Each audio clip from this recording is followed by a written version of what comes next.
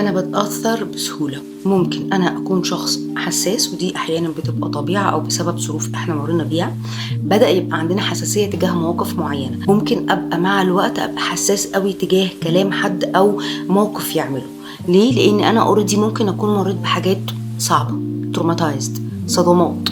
فلمّا حد بيقول لي جملة حتى لو الجملة دي مع حد تاني تعدّي أو كان هزار سخيف أو whatever ده ما انساهاش واقعد أفكّر فيها، أنا باكتم جوايا وما باحكيش لحد. طب اللي أنا عايزة أعرّفه لِك الحاجات دي هي حاجة غير صحية بالمرّة، ومش بس كده، دي بتبقى سبب إن تلاقي الشعر بيُقع، حساسية في الجلد، قولون عصبي، مشاكل بقى كتير جدًا ممكن تبقى حاصلة لِك في جسمِك أنتِ مش عارفة إن ده بسبب إن أنتِ بتكتمي، لإن لمّا بنكتم بدل ما المشاعر دي تخرج وتget processed المشاعر دي بتفضل جوانا فبتخرج في شكل تاني، جسمنا بيعترض.